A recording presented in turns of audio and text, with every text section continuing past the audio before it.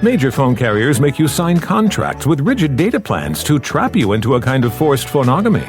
Sounds pretty insecure if you ask me. At Consumer Cellular, we believe in a more consensual and healthy form of phonogamy, free of contracts and more flexible to your data needs. This way, you stick around not because we force you to with contracts and fees, but because you love our phone plans. Like ardently love our phone plans. Phonogamously. Consumer Cellular. When freedom calls, we're here to answer. Call us at 1-888-FREEDOM.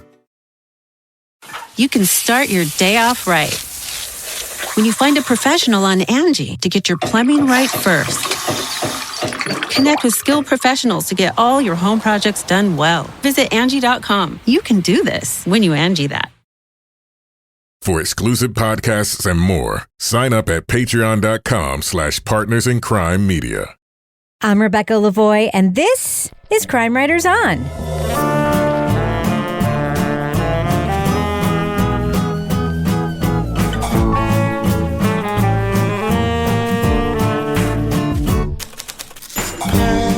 Crime Writers On is the original true crime review podcast that digs into true crime, pop culture, other podcasts.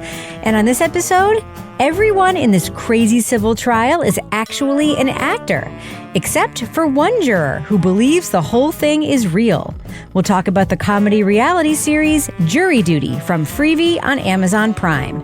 Plus, on the heels of Leo Schofield's parole hearing, we'll discuss the new bonus episode of Bone Valley. Joining me to get that done and more is true crime author, TV journalist, and host of the These Are Their Stories podcast, my husband and love of my life, Kevin Flynn. Hey, Kevin. Hello, Rebecca. Also with us is private investigator, certified pet detective, resident cat lady, and author of The Final Curtain, Laura Bricker. Hey, Laura. Hey, Rebecca. And finally, our captain of all things cynical, the author of the City trilogy of novels, host of the Strange Arrivals podcast, and our Patreon Deep Dive Book Club podcast host, Toby Ball. Hey, Toby. Hey, Rebecca. All right, so Kevin, this is obviously Monday's podcast. Yes. What is coming up on Thursday's program? On Thursday, we're going to be talking about the podcast Think Twice, Michael Jackson. All right, I'm looking forward to that discussion. It's going to be an interesting one. Mm-hmm. So we have two things to talk about in this podcast. We're going to do something before we talked about our main topic, and that is talk about what, Kevin? We're going back. You really want to dick around on this, don't you? Okay. Bone Valley. We are. So let's go ahead and drop the first clip right now of that bonus episode of Bone Valley. Leading off. If he could appear, and with him and Scott speaking together about this, I think that if that could happen, that might be the Hail Mary pass. We need something really powerful, something that was kind of like a game changer. After all his appeals options have been exhausted, Leo Schofield has one last path to freedom. A Florida parole board agrees to consider his application for release. Setting aside his claims of innocence and focusing on his conduct during 35 years of incarceration, the board offers some hope. And she said, Leo said, this is a meatball. And we didn't quite understand that. What does that mean? A meatball. Yeah. That's my little sarcastic way of saying we can handle this. In the bonus episode of Bone Valley, Gilbert King and Kelsey Decker examine the board's nuanced ruling and talk to Leo about what lies ahead. All right, so this was a really interesting episode of Bone Valley because there's a lot of reveal at the beginning of what they are expecting to happen in this parole hearing. So, Laura, what did you think about this window into what we were getting sort of behind the scenes before the hearing even happened?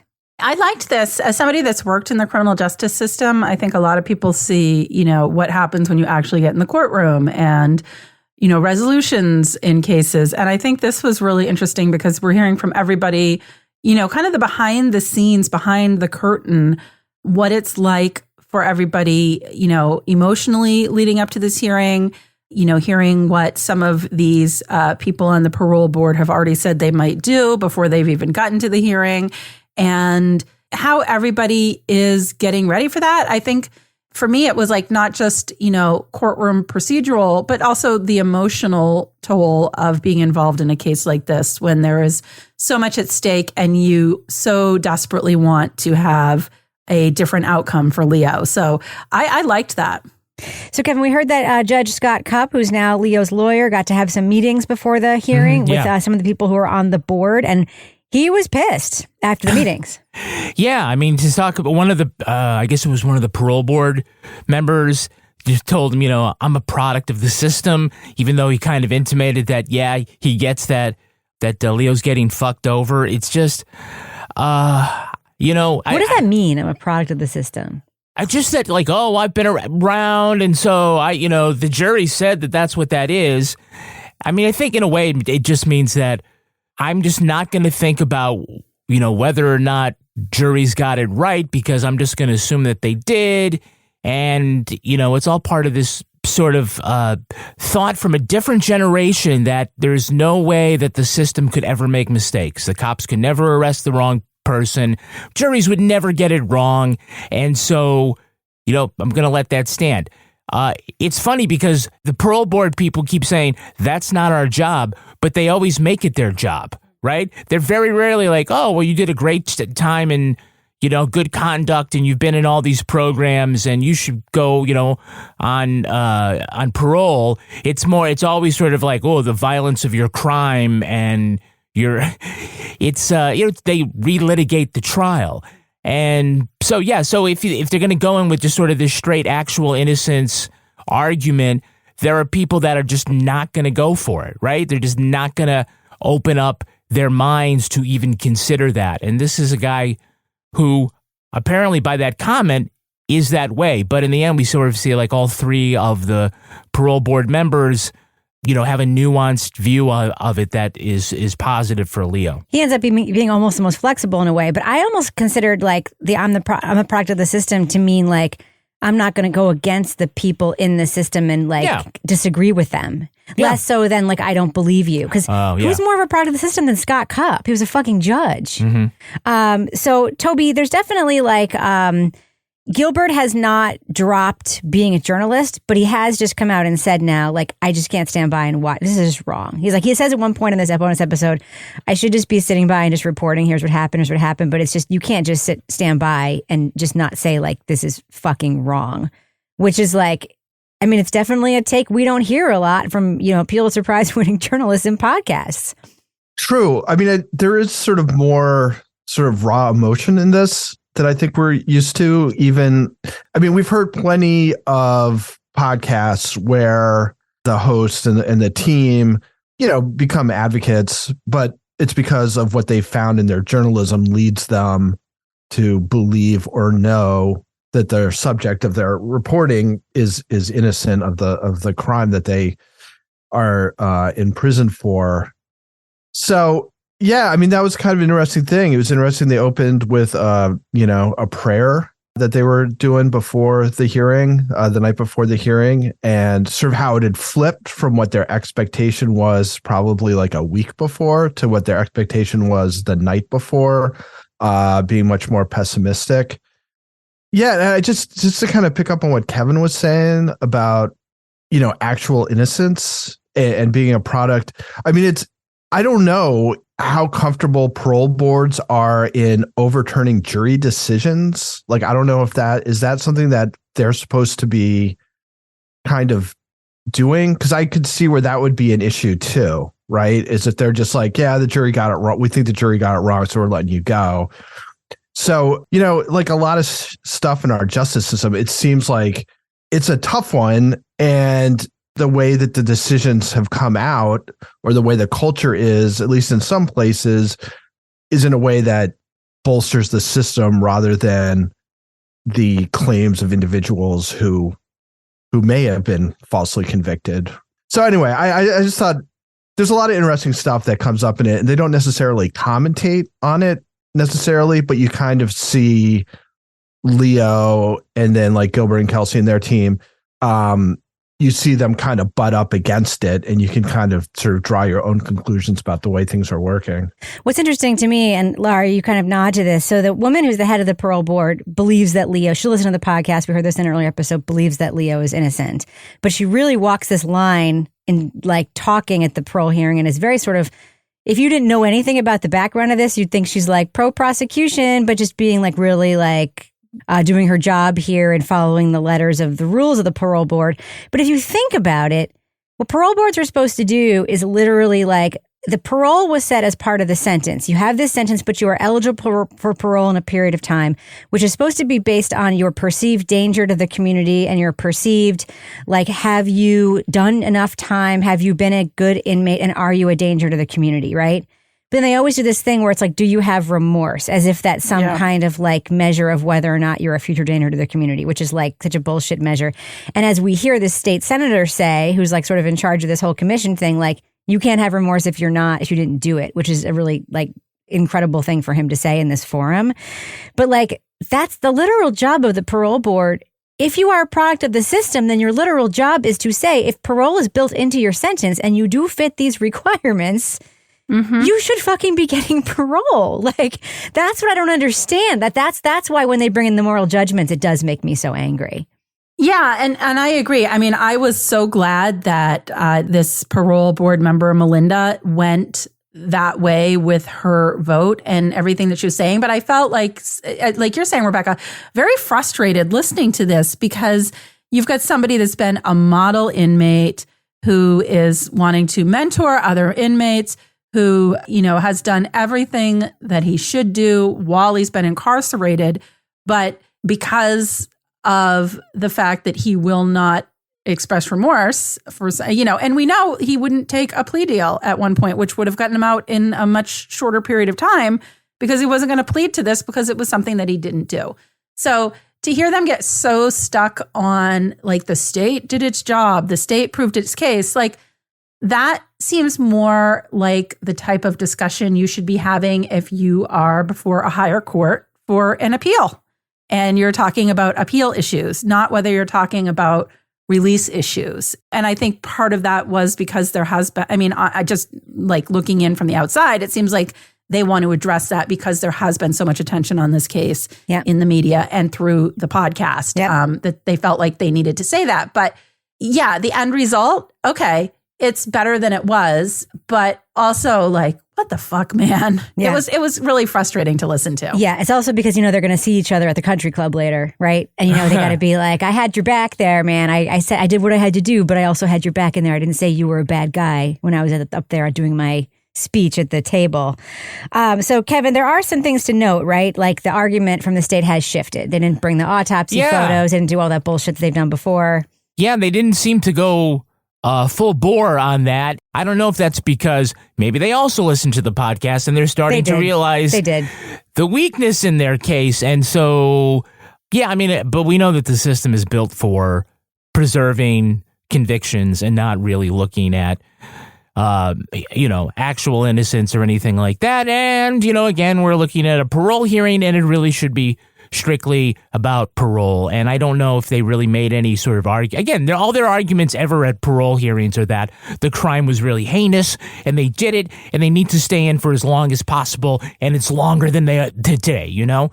So maybe that means that in 12 months, again, if it's the same guy from the Attorney General's office, you know, maybe they're not going to, again, throw a bunch of autopsy photos and misrepresent everything that happened at the crime just to try to keep him in for longer. Yeah.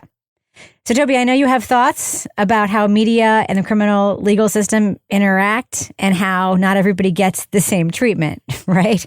Yeah. I mean, I you know, it comes up again and again, which is, you know, we're following this really closely and a lot invested in Leo's, the outcomes that Leo gets. But you just think about the number of people who don't have podcasts about him, who don't have like public eyes on them, who are just going through the system like thousands of other people. And, you know, these individual, like I assume that in a year, Leo will be free, you know, and is that too long? Yeah, absolutely. But I think there is an outcome in sight that's good. But I think just sort of from a systemic viewpoint, it's, you know, somebody else who has a similar type of innocence argument, but not in a case that's this interesting, or he's not as eloquent or as likable in general. Like, what happens to that person? And my guess is not too freaking much. I just don't think there's a whole lot of pressure on the parole board to grant random prisoners parole. And this is sort of an unusual situation in that you had a ton of eyes on it and you had a ton of people sort of pulling for him. And I think you also have a lot of facts out there that show that the jury did get it wrong, not necessarily to their own fault, but that's what ended up happening. So, yeah, I mean, it's, again, like these individual wins are great, but the systemic problems continue. And this doesn't seem, and I could be totally off, I may just not know, but doesn't seem like the accumulations of these sort of anecdotal things that we've seen in media has led to any kind of, larger movement to reform things. I think it's just things people get kind of pissed off or elated depending on what happens. But is there really a move for the change in the way things are done any more so now than there were, 20 years ago before true crime had its like rebirth or sudden, new popularity? It's going to take a long time because it's going to take like the kids of podcast listeners to grow up and become lawyers and run for office or whatever to make a difference. Because as we heard, even the state senator guy is like, Florida has one of the greatest legal systems in the world. I'm like, cool. So great that you think that after everything you know. Flattery. After everything you've seen, after everything you know. And I know this is not the only case you know about where shit like this went down. So final thoughts. We heard from a lot of people in this podcast at the very end, especially a long soliloquy from Leo. Laura Bricker, what was it like for you hearing from Leo? Really putting the punctuation mark at the end of this whole thing. I think that was the best part of this episode because, like I said, I was frustrated. I was listening to this. I was getting like my criminal justice hackles up.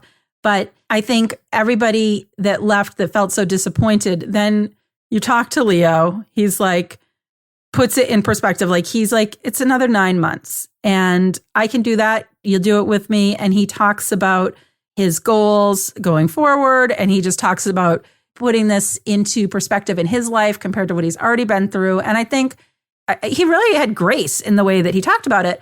I'm still fired up, but I'm like, okay, we're moving. At least something is changing. He's going to a different location. He's going somewhere that is one step closer to release. And that is a good thing. So I think having his voice at the end was the perfect way to wrap that up. Yeah. I did think, Kevin, you noted too that everyone is so disappointed in the ruling till they go outside and talk to the other parolees. Parolees who are like, no way, man, this is awesome. This is better if you pay for that ruling. That was incredible. Yeah, it's just a meatball. I will say that this podcast episode is great because, first of all, it sounds like Bone Valley, right? It doesn't sound like a weird tack on. Everybody's there. I think they do a great job considering that a big chunk of this is just testimony from this hearing, and they still make it go along very well, and you still get the stakes and whatnot. And I will just say that I have to note that Kelsey remains the emotional center of this whole podcast, unless you count middle-aged grumpiness, and that would be Gilbert's emotions. Hey, grumpiness.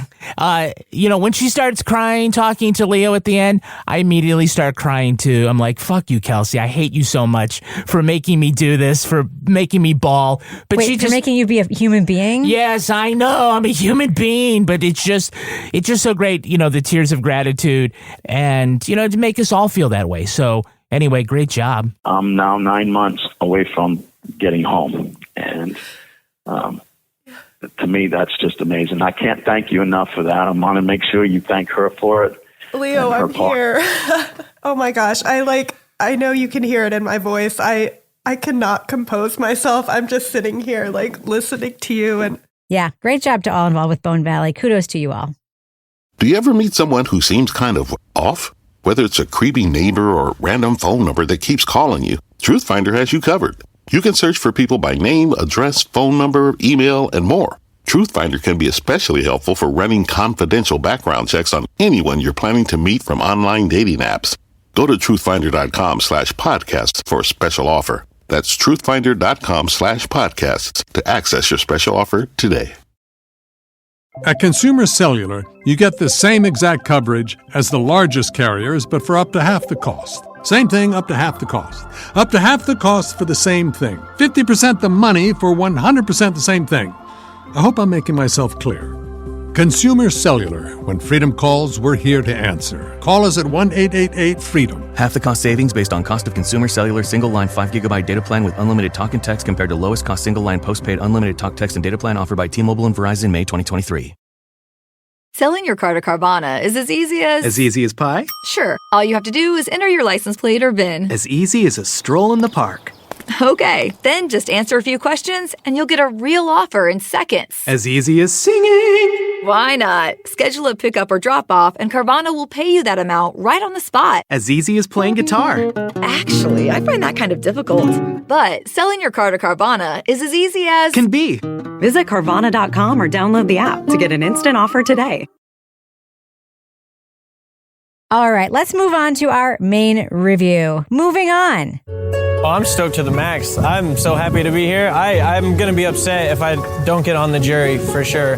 Documentarians are granted unfettered access to a civil trial and the deliberations of its jury. The panel includes Ronald Gladden, who takes his role earnestly. What he doesn't know is that the judge, the lawyers, and his 11 fellow jurors are all actors. Are there any other reasons aside from this trip that you feel that you would not be able to be a good juror for this matter? Sir. I also am racist. I'm sorry. You're a racist? No, I'm sorry. I'm not racist. I was told that would work. Who told you that? When alternate juror James Marsden, played by the real James Marsden, gets the jury sequestered, Ronald remains unaware of the elaborate charade as he interacts with quirky characters, ridiculous situations, and bizarre testimony. It's true that you were once arrested for masturbating in a movie theater. Yes, that's true. What was the movie? Pacific Rim Uprising. It's not sexy. What? I saw that. There was zero arousal for me. Jury Duty, available on Amazon's Freevee, wraps its scripted trial in a real-life comedy of manners featuring an unsuspecting everyman. But Ronald surprises both the audience and the producers with his heartwarming tolerance to the idiosyncratic jurors, the oddball defendant, and the outrageous set pieces engineered for his benefit. Spoiler alert, we are going to be talking about plot points from Jury Duty. So if you want to remain spoiler-free, go to the estimated time code in our show notes for our thumbs up or thumbs down reviews.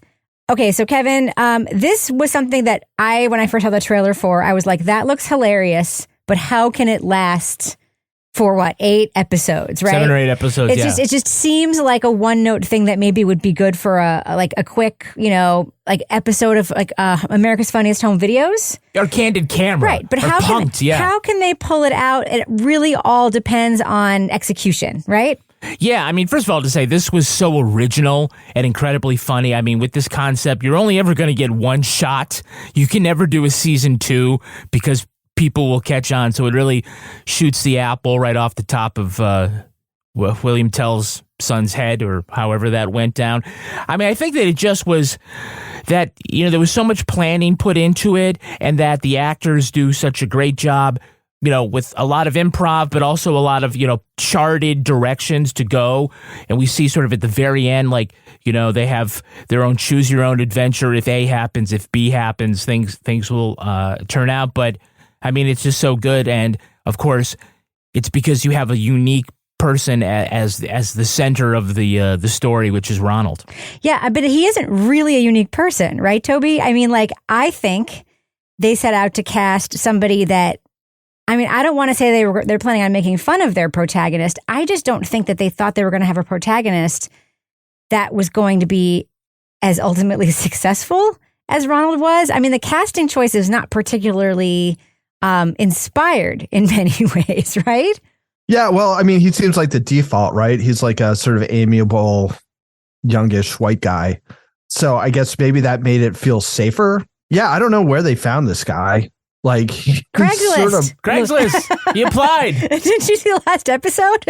Yeah, I did. Was my favorite thing. I thought. But how did they narrow it down to him? I mean, because he couldn't have been the only person, right? I mean, they had a lot of choices. So yeah, I mean, he ends up being the perfect person for this in that he just kind of navigates everything. Like he's like sort of very tolerant, and it's not that he's not like these guys are nuts or these guys are weird. but that he's just sort of accepting of it and kind of appreciates people for the way, I mean, they're actors, obviously, but for the way they're sort of portraying themselves. He just seems like very sort of inclusive. And in the end, he was like the right person to choose for the jury foreman, even though it was a setup. Yeah. I mean, Lara, doesn't the whole thing sort of depend on, though? I mean, he's obviously surrounded by actors.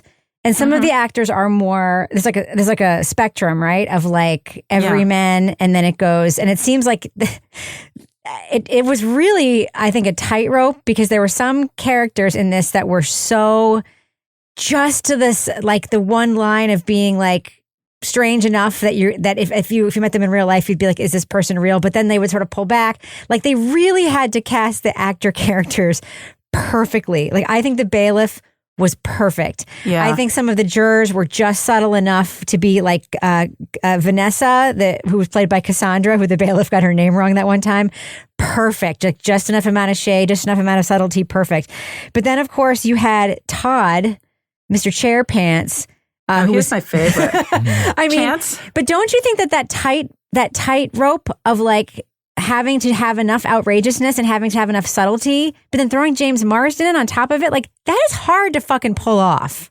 Well, I think what was so great about it is when you know at the end, when you come in and see how they set this up, I mean, they were like pushing the envelope throughout the entire taping of this documentary or mockumentary or whatever we want to call it, to see how far they could push it before Ronald has a reaction where he's like, this is fucking bullshit. But I mean, like right off the bat during the voir dire, you've got the person who's like, well, I'm in the Reddit Bureau of Investigations. And then you have the guy who's like, yeah, I have 36 kids. I can't be away from my kids. And he's like, 30, my students, So I think you have so many different, people that are really pushing it, waiting to see the reaction, waiting to see. I mean, so many things in this, I'm like, oh my God, that's the best part. And then something else happens and I'm like, no, that's the best part. And Ronald, he just when you think, oh, this is finally going to be the thing, like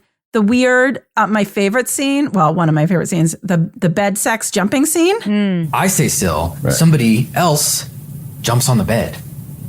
Because then it's not me. Bed is just going up and down. I mean, that's. So wait, so you'll park the car in the garage. Exactly. And then someone else will have to come in and jump on your bed? He just laughs it off. And I'm like, okay, that's the point where I would have been like, really? Yeah. Really? But I think that's what makes this so fun, is that when you get that retrospective look back and you look at all these ridiculous things, you're like, oh God, like the guy, the chairpant guy who's like sliding notes under the door. Yes. Todd. Yes. I actually think, and Kevin, I wanted to ask you about this because I think that James putting a celebrity in there was the key to the whole thing. Because I think that Ronald was so distracted in some ways by interacting with a celebrity that that he had like a truly distracting foil that was like playing cover almost for some of the weirdness happening around him. I hadn't thought of it that way, but James Marsden is just a delight in this. And the fact that he could keep pulling it off. I mean, I keep thinking that there are certain actors and their skills are like improv, and there's like 11 of them doing this. And then there's James Marsden, and you don't know, like, really. It's like when you see a movie star, all of a sudden they're on Broadway and they're singing and dancing. You're like, I didn't know they could do that. And so, but I should have known because they're a great actor. And so he's like absolutely fearless. And, he will just do whatever to poke fun at his own celebrity. And just the fact that he's the one that gets them all sequestered, it's just, it was brilliant. Yeah, I mean, he makes for a great, I don't want to say a foil, but his celebrity is something that, kind of, his big credit card can save everybody. Like, when there's at Margaritaville and they run up a bill and it's like, okay, I'll pay for it, but you got to arm wrestle me for it. Yeah, he's famous, but not famous enough. Like, he's just famous enough. And Ronald keeps telling, you were in this movie, you're in that movie. Oh yeah, last night I rewatched, I forgot how good you were in that. You play one of my top 5 favorite roles of all time. Dude, you probably can't guess. The judge is in it the whole time. I haven't done many courtroom dramas. Oh, it's not a real judge.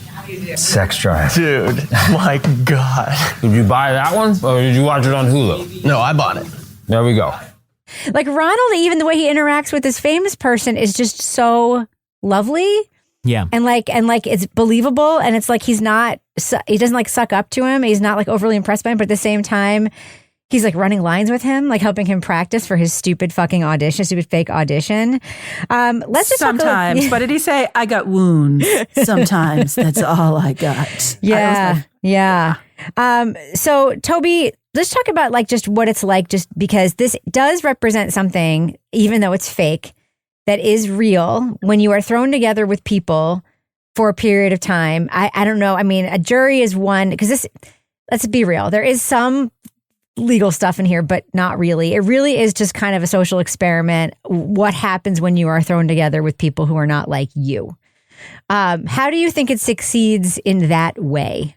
I thought it was like remarkably accurate based on my experience. I mean, I was never sequestered, but it is like, it's just a cross section, right? So you just get, whoever on your jury, and then you're trying to all get together and make a decision on something. And you're coming at it from very different angles and different amounts of paying attention to while the trial's going on. There's a woman, she was on 2 juries, I think, with me. Like in New Hampshire, you like get jury duty and you get 2 weeks, and you can do however many trials you can get through in 2 weeks. So I did 3 trials. I think this one was on 2 of them, or she was on 1 and made a big impression. The judge was constantly talking to her, like, stop chewing gum, stop laughing at something that you're like reading in your lap. It was just like, she was just constantly being inappropriate. And then she like would act really put out when the judge would call her out for it. So it was, I mean, it's an interesting thing. Like, I get the kind of philosophy behind it is that, community, like, get people from the community to pass judgment on a person's guilt or innocence, or in the case of some of the stuff I was doing, their liability in certain situations. Yeah. So I felt like this, it's obviously a little exaggerated. Like, the characters are a little bit over the top, but it wasn't like, it kind of captured the basic feel of being in a jury room, I would say. So Kevin, what if it had been somebody different than Ronald? Oh, yeah. I mean, I don't know if this really works, because like in a parallel universe, it's like this weird, it's like punked, and all of a sudden it becomes the hero, and that's what they refer to whoever was going to be in this role. It becomes their annoyance, and that's the thing you laugh at, and it's like, oh, because they keep rolling their eyes and they're astonished, as opposed to being this really heartwarming thing where he's very earnest, and he's a straight man. Every comedy needs a straight man, and he's a natural straight man, which makes it really, really funny. He definitely gets the buy-in. And if you want to buy into Patreon, we could get Are we in the business section? All of a sudden, the business section just came out of nowhere. Wow, just like those chair pants just came just out like of the chair nowhere. pants. Yeah. Just like that note under the door. Yeah. Just like that or turd. Janine's bra or the bikini top that doesn't fit, Really doesn't fit. Yeah, you can get episodes of Crime Writers On early and ad-free. You could already have been listening to this by going to patreon.com/Partners in Crime Media. You can also get the Crime Writers On after show. On this week's after show, Rebecca is going to tell us about her experience flying first class and the woman who was unable to. It has nothing to do with me flying first class. It's all to do. It's the most crazy airplane experience I have ever had. It was like the kind of thing that you see on the news when someone videotapes it, except no one did. Yeah, you were like Ronald, but in the front of the plane. Yes. You also are going to get to hear Toby Ball's Deep Dive Book Club podcast. Toby just recorded this fantastic episode about Motor Spirit. This is the Jared Kobeck book about the Zodiac Killer. Toby, tell us who was on. Our very own Rebecca Lavoie and Janet Varney and Jillian Pensavalle from True Crime Obsessed. I hear people are going to be really pleased with how this turned out. They certainly should be.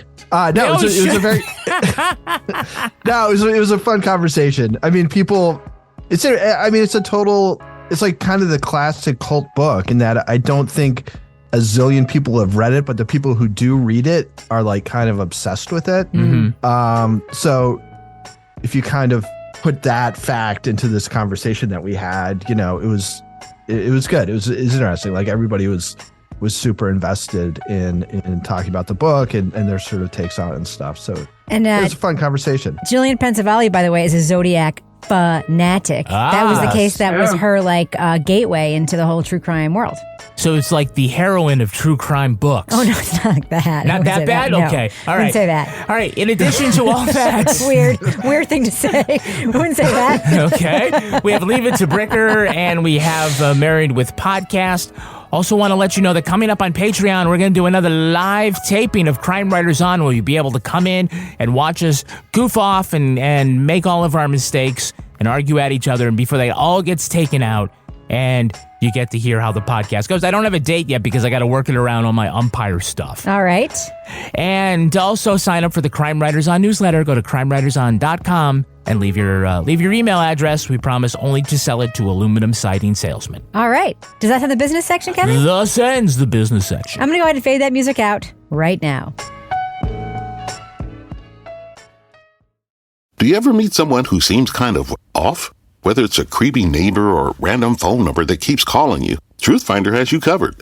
You can search for people by name, address, phone number, email, and more. Truthfinder can be especially helpful for running confidential background checks on anyone you're planning to meet from online dating apps. Go to truthfinder.com/podcasts for a special offer. That's truthfinder.com/podcasts to access your special offer today. Major phone carriers make you sign contracts with rigid data plans to trap you into a kind of forced phonogamy. Sounds pretty insecure if you ask me. At Consumer Cellular, we believe in a more consensual and healthy form of phonogamy, free of contracts and more flexible to your data needs. This way, you stick around not because we force you to with contracts and fees, but because you love our phone plans. Like ardently love our phone plans. Phonogamously. Consumer Cellular. When freedom calls, we're here to answer. Call us at 1-888-FREEDOM. Selling your car to Carvana is as easy as... As easy as pie? Sure. All you have to do is enter your license plate or VIN. As easy as a stroll in the park. Okay, then just answer a few questions and you'll get a real offer in seconds. As easy as singing. Why not? Schedule a pickup or drop off and Carvana will pay you that amount right on the spot. As easy as playing guitar. Actually, I find that kind of difficult. But selling your car to Carvana is as easy as... Can be. Visit Carvana.com or download the app to get an instant offer today.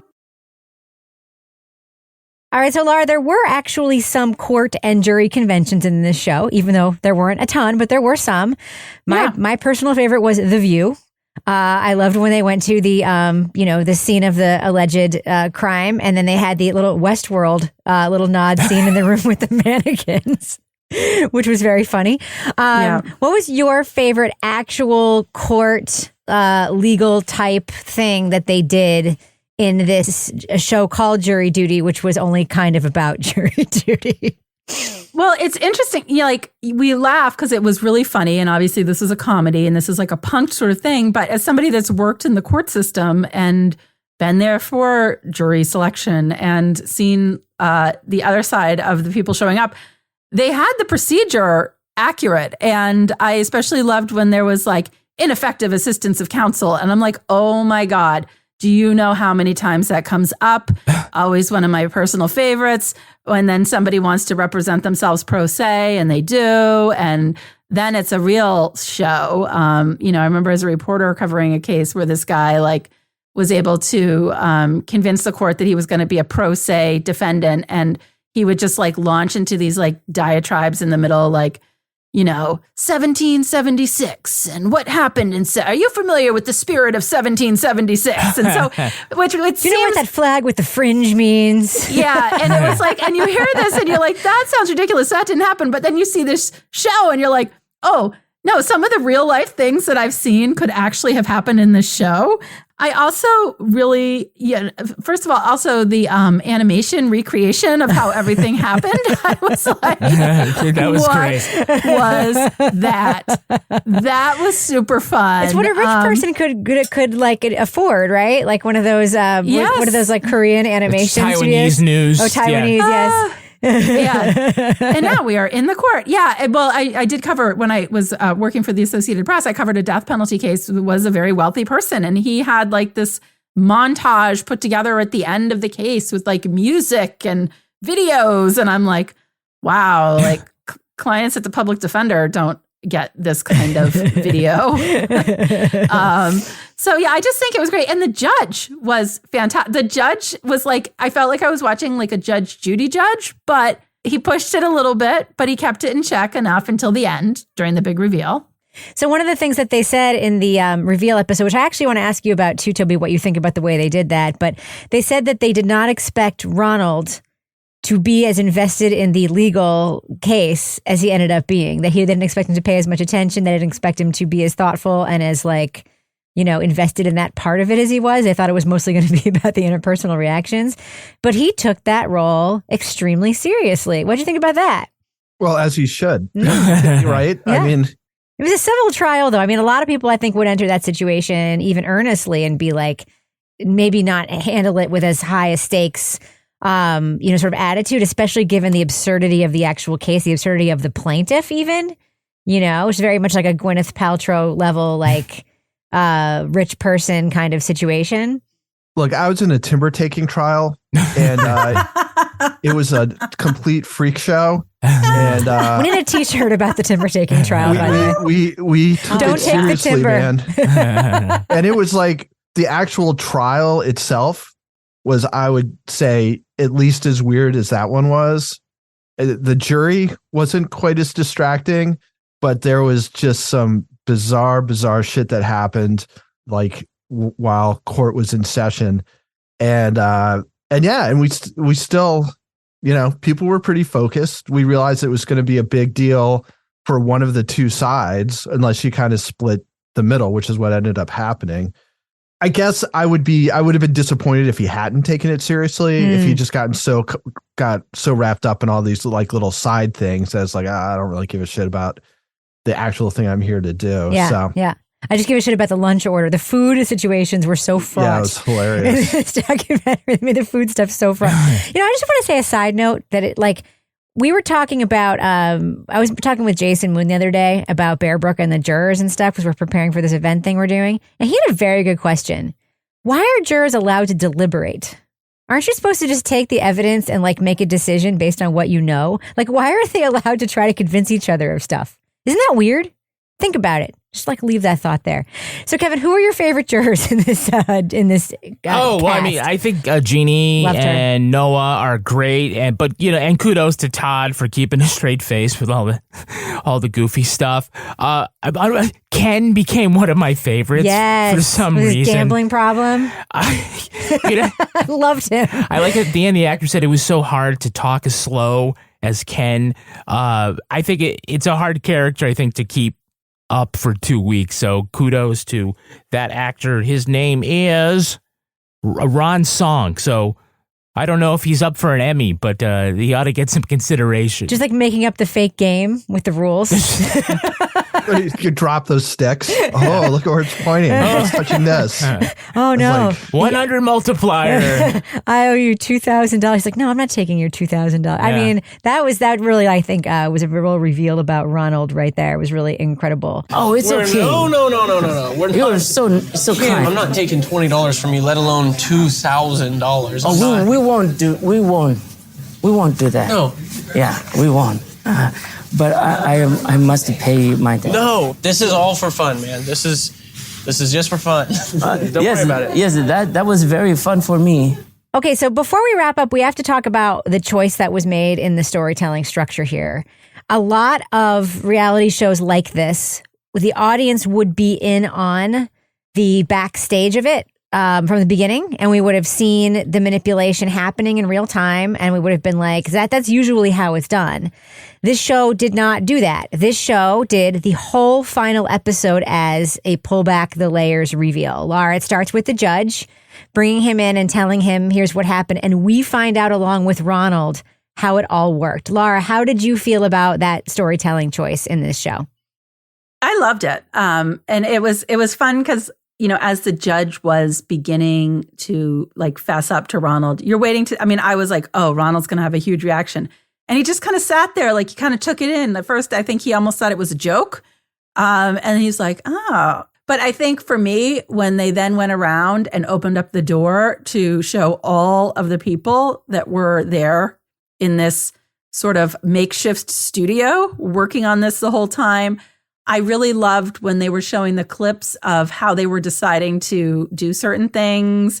I mean, I just thought it was great because it really, for me, watching it, I'm thinking, yeah, they've just got documentary people following them around, whatever. They're going to see what they can get on tape. But it was a lot more scripted and choreographed than I initially realized, because I was looking at it thinking this is more like improv comedy, really. Mm-hmm. And it was, but improv comedy with an entire team behind the scenes, helping it unfold. Like the poop scene. Yeah.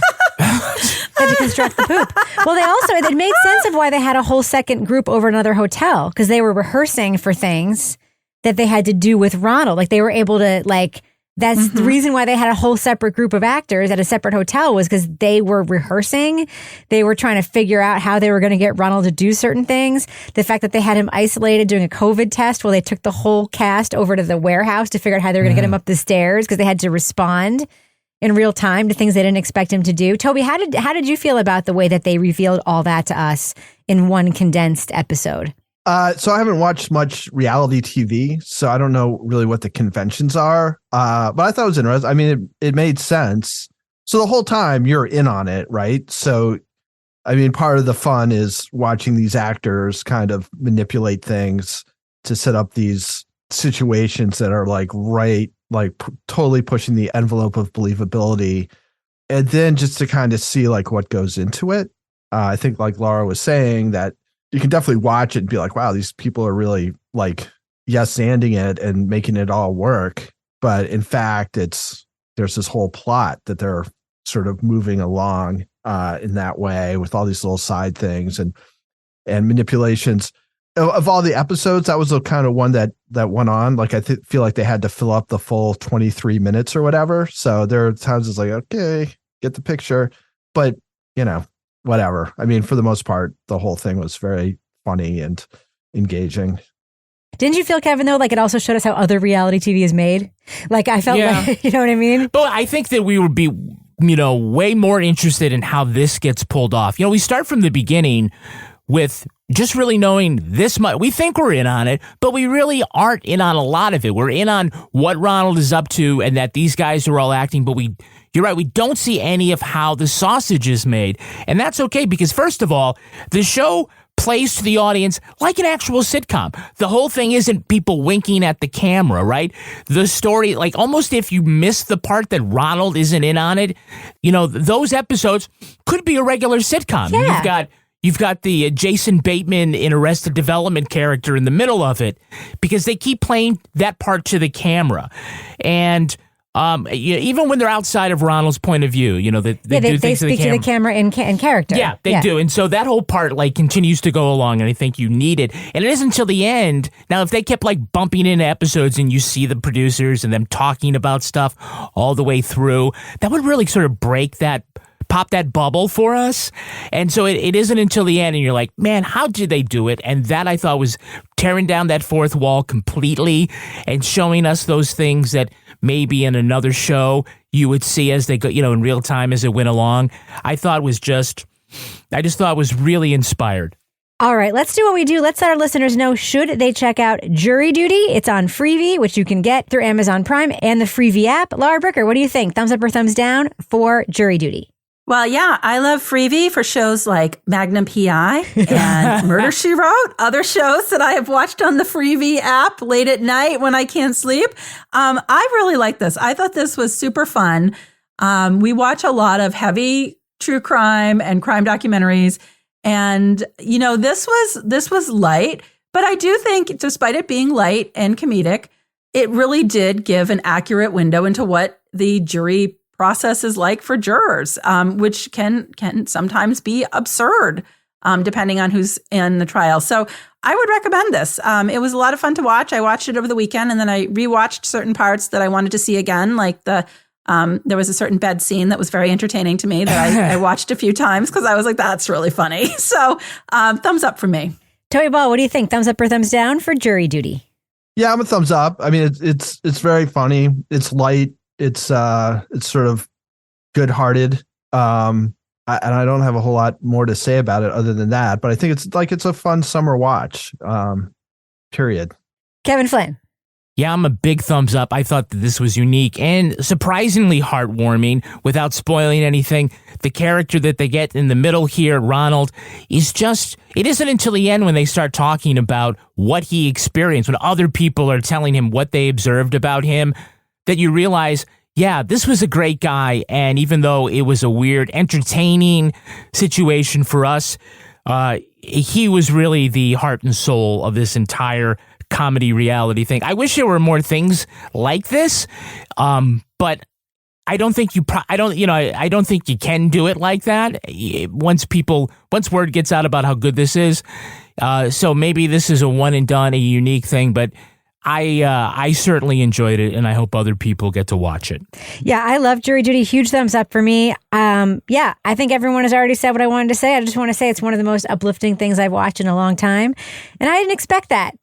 So yeah, big thumbs up for me for Jury Duty. Now it's time for my favorite part of the podcast, a little something I like to call the Crime of the Week. Crime of the Week! Authorities say a woman who was stranded in the Australian outback survived for 5 days on nothing but lollipops and a bottle of wine. Officials say 48-year-old Lillian was on vacation in Victoria when she took a wrong turn and ended up in the Mitta Mitta bushland. Her car got stuck in the mud, and with health problems that prevent her from walking long distances, she stayed in her car for heat while awaiting rescue. Lillian says she didn't think she'd be out long and didn't pack provisions with her. All she had in the car were a bunch of lollipops and a bottle of wine she got as a gift for her mother. On her 5th day alone in the bush, she was spotted by a rescue chopper. Lillian has learned several important lessons. Follow road directions carefully. Have emergency supplies in your car. And Tootsie Pops pair nicely with a dry Merlot. Mm-hmm. Panel, what provisions are currently in your car that you could use for several days in the woods? Laura Bricker, what do you think? So now that I don't have a younger child, I don't keep as much like spare random things. I always used to have emergency food in my car when Will was little. I think now the only thing you're going to find in there are a couple like really old granola bars that I have in the center console in case of emergency. And I've still got a headband from the Great Gatsby party. I don't know. Maybe I could use the, feather on there to do some fishing and get myself a fish. I don't know. So I would die, basically. I don't have any wine in my car, sadly. Tell me about what about you? What provisions are currently in your car that you could use to survive several days in the woods? I did a quick inventory before we started recording today because I saw the thing. I'm in pretty good shape. I think I've got a padlock, but no key. So I'm not sure what I'm doing with that. I've got a winter cap that's in my trunk for some reason. And I've got 2 like slightly used COVID masks. Nice. What about you, Kevin? For me, let's see. I've got a whole bunch of umpire equipment, so I probably could bushwhack, without getting too many sticks to the crotch area or the chest. But I think I would live on the muffin stumps in the curled up bags of Dunkin' Donuts. Like when I get a muffin, I eat the top and then I just put the stump back. Maybe I'm saving it for such an occasion. And you can eat all the dead rats that go in your car. Who'd eat them? Oh, Jesus. I don't need dead rats in my car. Stumps. I've got 4 dog leashes, 3 tennis balls, and a Frisbee. That's all I got in my car. Fucked. So I guess I can get the coyotes to run the other way, maybe? I don't know. All right. That's going to do it for us, Laura Bricker. If folks want to find you on social media, how can they find you there? They can find me at Laura Bricker and send me something to wash down my granola bars with. Should be wine. You can send her some hint in the mail. Toby Ball, what about you? If you want to be found on social media, how can you be found there? At Toby Ball NH. And Kevin Flynn, if folks want to know what the hell is a muffin stump, how can they find you on social media? You can see it at Kevin P. Flynn. And if you want to follow me on Twitter or Instagram or anywhere else, you can find me at Reb Lavoie. Follow the show at Crime Writers On, and I encourage you to join our incredible community in our official Crime Writers On Facebook discussion group. Just go to our regular page, hit join the group, we'll let you in. Support the show at patreon.com/Partners in Crime Media. You'll get all the free stuff we make back there, including an early and ad-free version of this show. show. Our theme song was composed and performed by Ty Gibbons. Our line editor is the wonderful Livy Burdett. The executive producer of this program is Kevin Flynn. This show was recorded in the Treehouse Yoga Studio above the Mockingbird Cafe in Bay St. Louis, Mississippi studio, otherwise known as Studio C, The Closet, in our New Hampshire basement where Kevin and I also settle all of our differences by arm wrestling. On behalf of all the crime writers, thanks so much for listening. We'll catch you later. And then she says, "Can't I put the dog in the overhead bin?"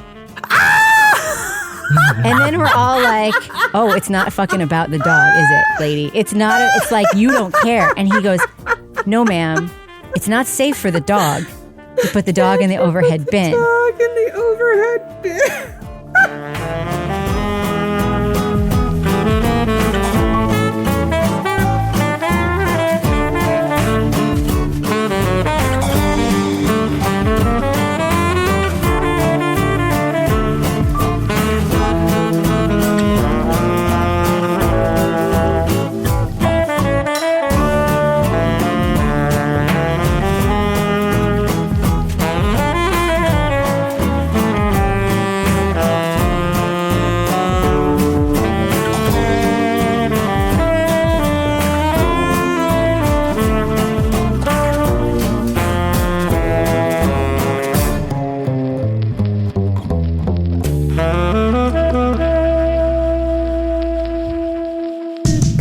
In crime media.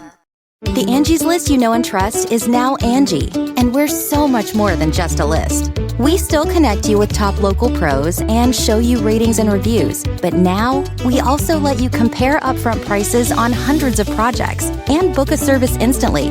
We can even handle the rest of your project from start to finish. So remember, Angie's List is now Angie, and we're here to get your job done right. Get started at Angie.com. That's ANGI, or download the app today.